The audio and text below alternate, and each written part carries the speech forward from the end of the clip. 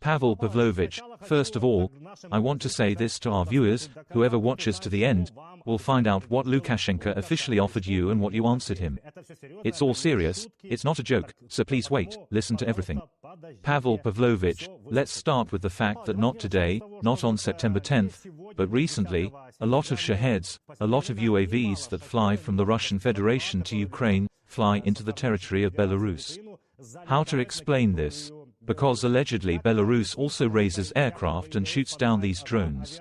Is this a provocation for whom? For what? And can this be called some kind of new step in relations between Putin and Lukashenko? The most logical explanation that the Lukashenko regime could come up with is the effectiveness of Ukrainian electronic warfare, which knocks drones off course and thus they fly into the territory of Belarus. But they cannot explain this, because it is not so. And, based on this, they come up with different versions. Again, how can you explain if electronic warfare works in such a way that one of the drones flies and falls on the territory of Latvia, or the other flies up to 70 kilometers of the border with Lithuania, or flies over Mogilev, or heads towards Vitebsk, and so on? Okay, there's at the border, yes, they're not far away. So they can't explain. We understand that these are Russian drones, but, again, Lukashenko cannot admit that these are Russian drones, because if he admits it, then he will have to protest. We remember this fake story with a UFO, allegedly Ukrainian drones, that flew there over the Mogilev region. How many of them were there? There were 9 of them. He called them there. In the end they showed one, some rusty, and the rest went in the direction of Yaroslavl. Lukashenko never received the order for the defense of Yaroslavl. The Russians did not shoot down the drones, at least they did not report it, but he made up a fake story, of course. So, now, I think, there is a struggle for the airspace over Belarus, a struggle between Putin and Lukashenko. Putin says that this is a territory that I can use for military purposes, I will use it, and he sends Lukashenko's drones, trying to prove, no, no, no, no, after all, this is my territory. Probably, this message sounds, Vova, we did not agree on this. We agreed on what, and what Lukashenko agreed with Putin. First of all, there are threats on the state border of Ukraine. Threats are created along the state border with NATO countries, and last week he sent a tactical group, for example, to the borders with Lithuania. There are tanks, infantry fighting vehicles. He began exercises in the Grodno and Brest regions just recently. He sent 3,000, and some estimate even up to 400 or 400 special operations forces, tanks, infantry fighting vehicles, to Ukraine, but this is not a group that can really attack and cause any serious damage to Ukraine. That is, he agreed to produce weapons, to transfer everything that is necessary for the army, to help circumvent sanctions, which he has been doing for years and quite successfully. But he did not agree on everything else. Why? Because for Lukashenko there is such a thesis, a narrative: I will provide you with a peaceful sky over Belarus. There is no war, because this is Lukashenko, and this is a false thesis. There is no war, because the Belarusian people do not want war, and they are afraid of the reaction of the Belarusian people. On the other hand, he has already brought the war to the territory of Belarus, leaving it for aggression in 2022, without providing support for this aggression now. Including the fact that they began to shoot down drones over Gomel. This is also a fact that there is no longer a peaceful sky over Belarusians. One drone fell, the building was damaged and caught fire, and if there were people there. Another reason, Lukashenko complains that he supplied supplies to the Ministry of Defense for the needs of the Russian army, and the Russian Ministry of Defense is not paid under the state order. And he expressed these claims to Putin, as far as we know. In response to these incomprehensible gestures at the border, Putin put oil for Belarusian refineries on prepayment. Maybe now this problem has been solved, but he put on prepayment. Lukashenko said, no, I can't buy prepaid, he has a negative trade balance. Yes, salaries are growing there, but the balance is very seriously suffocating it. There is nothing to pay with. And there is also a tactical problem here. Now they don't call each other. Well, let's see what happens tomorrow. But at the same time, such tactical squabbles exist between them. The struggle for airspace, as we can see, is obvious. As I understand it, Pavel Pavlovich, that their relations were not friendly anyway, let's put it this way, and now they're even worse. Well, you know, about the friendship of Lukashenko and Putin, you know, as a marriage of convenience, something for something. Especially this marriage of convenience has been clearly manifested since 2020, when Lukashenko simply catastrophically lost the elections, crawled on his knees. In Sochi, remember these memes, when he sits on Putin's lap like a child, it was published everywhere, and asked him for support. Only thanks to Russia did he manage to retain power, usurping it and holding it by force. Therefore, there is a friendship of convenience.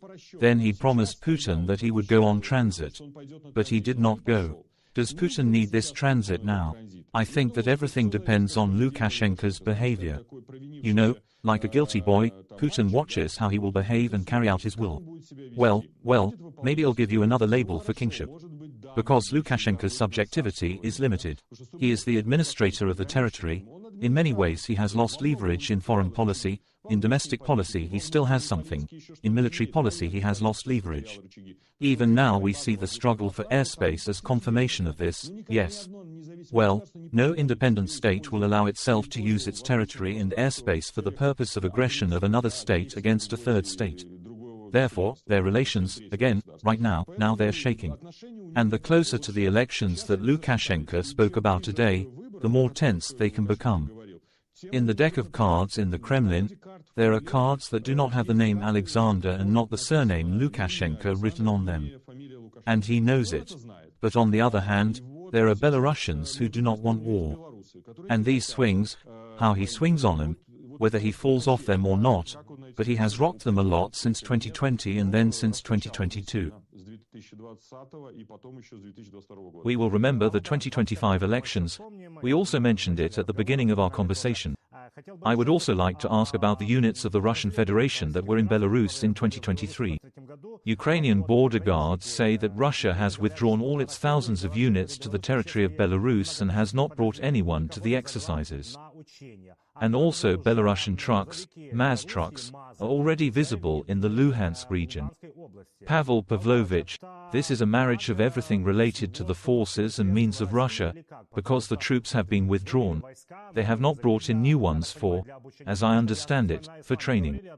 I remember that we talked about the fact that Russia's military potential does not allow training as many people as are called up and who sign contracts. Well, on the one hand, I think that this is Russia's lack of resources, human resources. Unfortunately, we say, but how could it be otherwise? This is how they use their people as a resource. There is no one to direct. On the other hand, I think that Russia is also pragmatic. And why should they pay Lukashenko for this? Why use Belarusian landfills? You remember, throughout 2023, in fact, there for a very long time, all the training grounds were in a state of permanent exercises. There were not only the Belarusian armed forces, or partially only Belarusian, but Russian mobilized people trained there, they had to pay for it. Well, probably, in Russia they have calculated why pay Lukashenko, it is better to spend this money within ourselves. Well, again, corruption, there are generals imprisoned one by one, it is better to make money on the spot and steal this money there.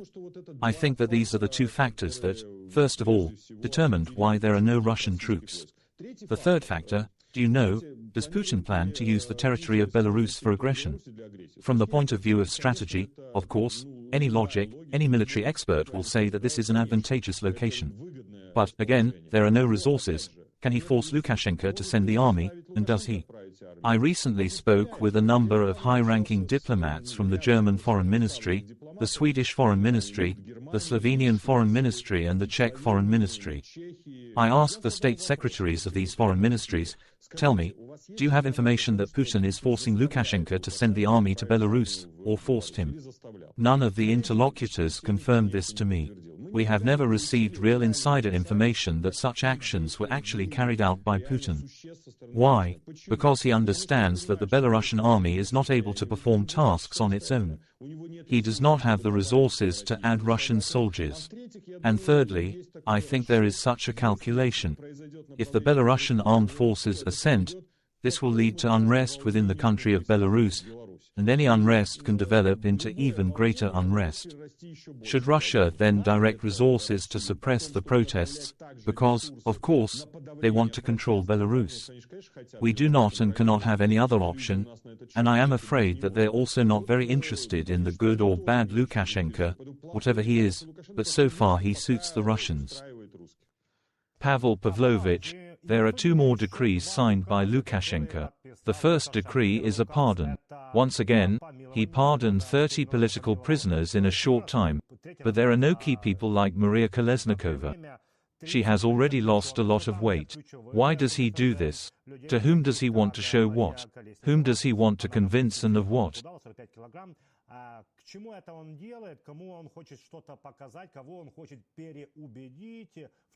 Or is it all on the eve of the 2025 elections? And here I also want a decree on the security forces. He signed that now there are changes in the issues of service in the internal affairs bodies of Belarus. As far as I understand, he is just seriously strengthening and gives more rights to the security forces of Belarus. They can now create some kind of patriotic squads, clubs there and, under certain circumstances, receive free medicine, food, and more.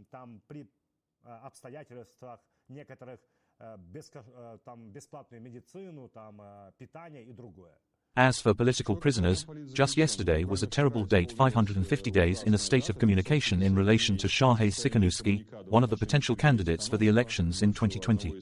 In total, there are 7 Belarusian political prisoners in the status of incommunicate, most of whom have already exceeded the period of absence of any communication, understanding of what is happening to them and in what condition they are.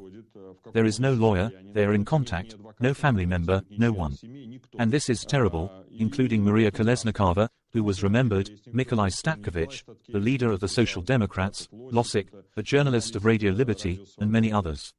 In general, when Lukashenko signs a decree, he, of course, tries to repeat such a cyclicality. Each election cycle, at the end, it came to the conclusion that it was necessary to somehow try to bargain with the West, get at least some loyalty from the West and lift sanctions. But now the scale of repression is such that it will not work. Again, the sanctions were imposed for a number of reasons. These are political repression of human rights. This is the hijacking of a civilian aircraft.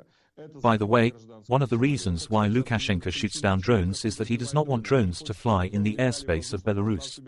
He wants to open the sky, but this is unrealistic. Sanctions were imposed for aggression against Ukraine and sanctions were imposed for the migration war, but he is trying to play this topic. But the main thing is that we must understand, assess the situation as a whole. If yesterday in Brest, 10 people were convicted for participating in the Brest Circle dance, this is the 8th mass protest of activists in Brest, in this case of the Brest Circle dance in the center of the Brest intersection in 2020. If yesterday 4 people were sentenced in Biaroza to a year and a half in prison, if yesterday a former political prisoner was detained and a criminal case was reopened, and this is every day. I give only a few examples from yesterday, but in fact there are many more. If the repressions have not stopped, what signals does he give to whom? For us, it is important for everyone to be free, absolutely, this is human life, this is above all. But when he lets go and plants the same number again, what signals are we talking about? And today I had a meeting with the ambassadors of Great Britain, and on Saturday I was with the ambassadors of Lithuania, Latvia, Estonia, Croatia, and Sweden will be tomorrow. I tell everyone that you can't buy it, it's all fakes. What about the military? Well, he needs the loyalty of the Gestapo, Gubopik, which calls itself the main directorate for combating organized crime of the Ministry of Internal Affairs. They call themselves the Belarusian Gestapo, and the Belarusians call them the Gestapo. They need buns, they need apartments, they need medical care not only for them, but for their families. You know how he buys them. And he will strengthen, increase their help so that they protect him. It is he who holds his power on bayonets, not on the love of the people. If he loved the people, he would not repress every day. If the people supported him, then why does he put new people in prison every day? This means the Belarusians continue to fight. After all, there are grounds to detain the military. Yesterday, the day before yesterday, it seems, 2 former officers were detained and criminal cases were opened. 2 weeks ago in Vitebsk, 6 officers, juniors, lieutenants were detained. This, by the way, is the state in the army. But to buy loyalty, he needs to give them more money, apartments, medical care, and so on. Military patriotic clubs. He has already created 950 military patriotic clubs for children. He wants to stupefy children with his ideology. Ideology can already be defined as Lukashism. There is a cult of personality in Belarus. This is a la Stalin. Repressions, perhaps, are not yet being shot in the forests, but they have already been shot in the streets. The military has already been given the right to shoot and be responsible for it. Changes have been made to the military regulations. Therefore, the cult of personality and ideology, which tries to introduce into the brains of children as Lukashism, that Lukashism must live after it.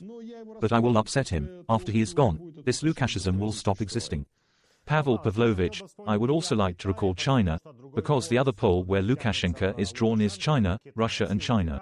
And here is unexpected news, at least for me, because China has finally decided, despite the fact that in June, a high-ranking representative of China came to Belarus. Lukashenko literally said today that he was very pleased with the arrival, that everything was very beautiful. Against this background, I believe that China has finally refused to supply 15 new trains to Belarus for fear of falling under the sanctions of the United States of America. As I understand it, China, well, it is clear that China does not assess and does not consider the subjectivity of Ukraine. But Belarus, what and who Belarus is for China, that it is so. We will not transfer sanctions, we will not transfer them. What is Belarus for China?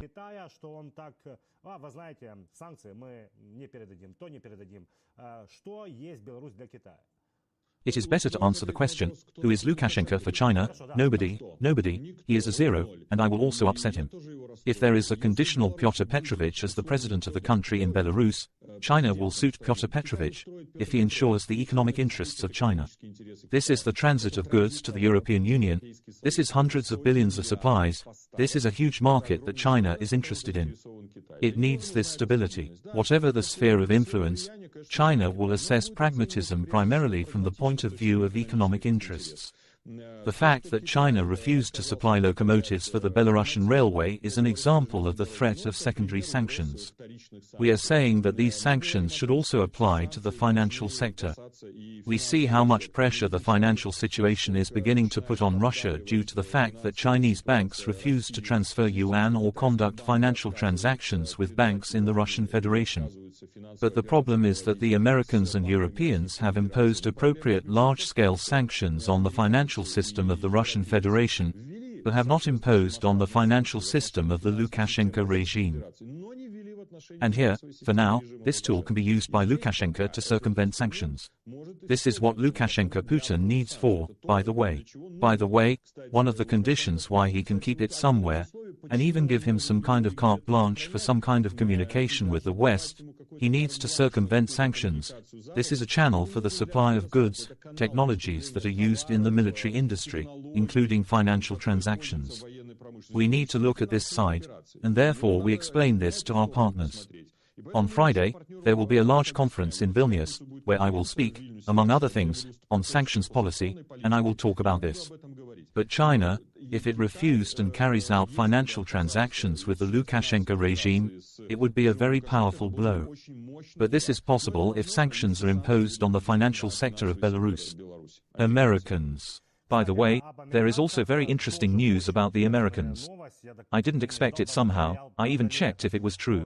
But tell me, Pavel Pavlovich, the Belarusian side has received an invitation to take part in the observation of the elections in the United States of America. We have been talking about this today, September 10th, well, we have been talking since September 10th, said Chairman of the House of Representatives of the National Assembly of Belarus Igor Sergeyenko. How true is this and, if so, how to perceive it? You know, I thought about this, and I am also somewhat surprised. Of course, Sergeyenko is a KGB general, a former first deputy representative of the KGB, capable of carrying out information operations. We need to see, maybe there is not enough time to analyze whether there is such an observation institution in the United States of America, national observers who come from specific parliaments on a bilateral line. Because, as far as I know, the Americans did not invite them through the OSCE, although they did invite OSCE missions. Representatives of the House of Representatives will be invited to the OSCE mission. So this needs to be dealt with. So far, it looks like a fake, so far it looks like untrue information. We need to figure out who was the inviting party. This invitation was addressed to the OSCE, ODIHR, the OSCE Office for Democratic Institutions and Human Rights, which monitors elections, including in the United States of America. Or is it at the bilateral level? On a bilateral level, I don't believe it. The US Congress, who will invite representatives of Lukashenko's parliament and his parliament to observe. through the OSCE/ODIHR, it is theoretically possible that they will try to get into it. But we will need to find out. Pavel Pavlovich, I would like to ask you now, if Putin feels his end and understands that everything is going down, will Lukashenko go along with Putin because he has no future, or will he still try to save himself separately from Putin, if possible? Этого корабля вместе с Путиным пойдет и Лукашенко, потому что у него нет будущего, или есть, вы мне скажете, без России, или все же он будет спасаться отдельно от Путина? He will grab this Russian drone, which will fly in the airspace, and try to fly somewhere far away. Of course, he is the kind of person who is like a political animal. We all know examples from World War II, when ardent allies of the Nazis switched sides and somehow tried to save themselves.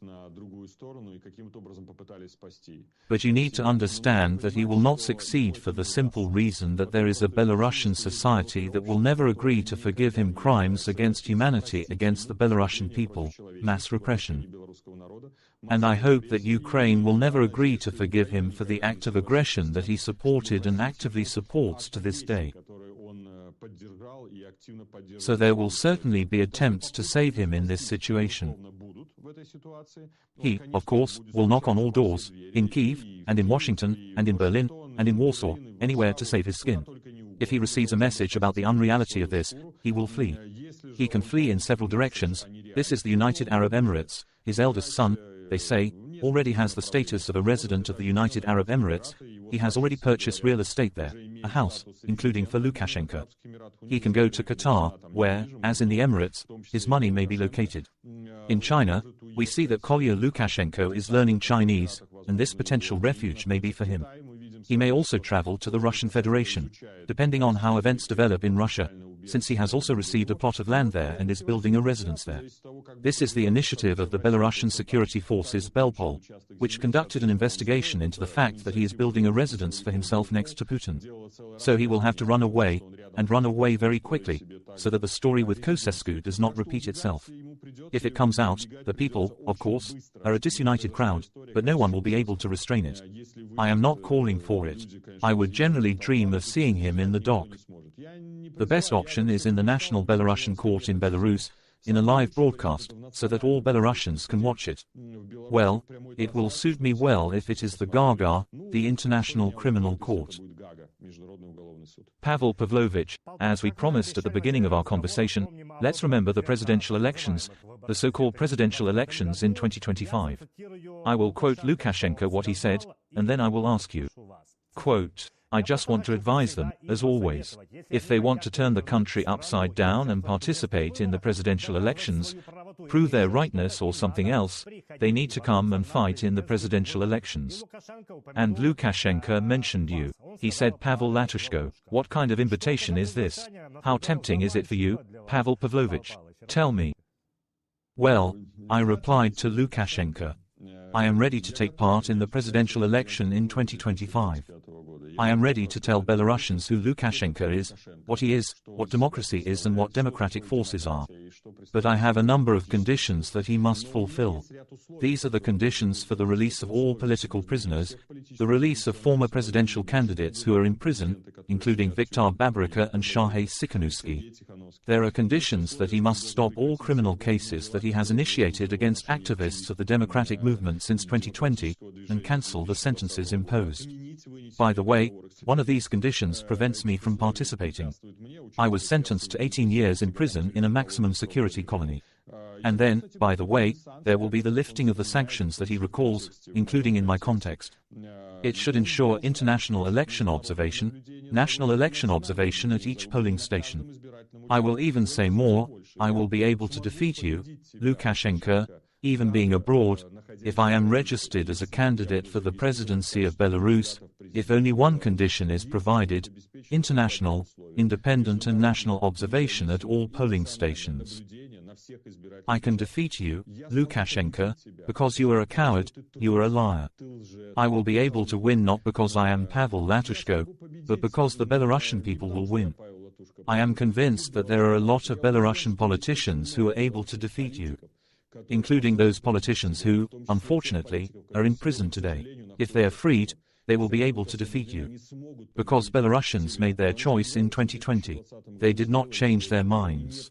Belarusians hate you, Alexander Lukashenko. But you are a coward, you are a traitor, you are a murderer. You will never agree to fulfill these conditions, because you are not able to do it. In all previous election campaigns, Lukashenko put all presidential candidates in prison, he killed potential presidential candidates, he launched mass repressions. And this is his approach. Yes, now he is trying to get someone with weapons there trying to change the government, but when he tells a story, he talks about himself. We remember 2020, when he ran around with a machine gun, when he gave his son a machine gun, when he gave orders to shoot Belarusians in the street, when he gave orders to kill people in prisons. He talks about himself, but he tries to talk about what the opposition wants. To organize us, to show that we are incapable of anything. Yes, we are capable, we are ready, but fulfill these conditions. Here is my answer to Lukashenko. Pavel Pavlovich, there is nothing to add here. Thank you for this conversation and thank you for taking the time to discuss important processes in Belarus and remembering Lukashenko's offer to take part in the elections, as well as clearly giving him instructions that he will definitely not fulfill. Thank you very much. Thank you. Take care. With us was the deputy head of the party committee of Belarus, Pavlo Latushko. Be sure to subscribe, comment, like and share our conversations. My name is Igor Gavrищак. See you on the air of Channel 24.